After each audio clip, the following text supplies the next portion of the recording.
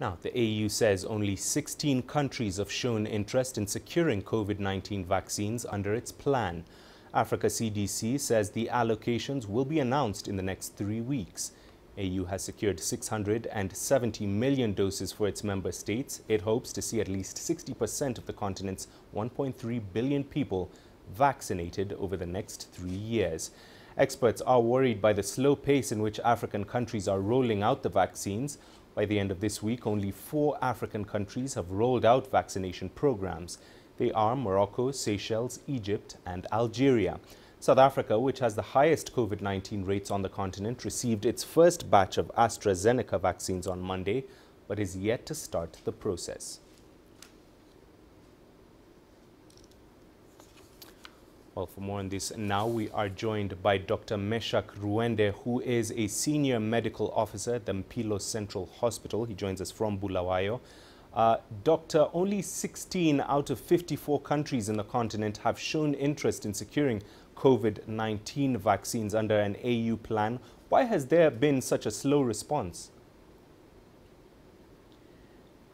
It requires a lot of preparation as far as acquiring the vaccines are concerned, but more especially is the issue of finances. Most of our African countries don't have enough finances to be acquiring these vaccines. Hence, the reason why there are still fewer countries which have already acquired or which have already confirmed through the African Union strategy that they are willing to be getting these vaccines, because eventually these vaccines have to be paid by the respective countries.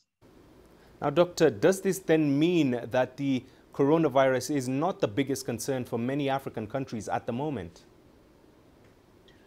Not really. COVID-19 is a very much big concern to all over the world, Africa included. Of course, we have other problems which we are already struggling with, problems like HIV, like TB and so forth. But we can see that all the African countries have put a focus on COVID-19. But the problem really is that we do not have the resources to be that ready for COVID-19 fighting as far as the vaccines are concerned. When we are comparing with the other countries, for example, the European and the Asian countries. So it's not really that we are not giving much focus on it. We are, and we are supposed to be doing so. But we don't just have the resources. And Dr. Ruende, most countries have, however, been making bilateral arrangements with vaccine manufacturers. Is this then compromising the AU's efforts to provide access to the vaccine on the continent?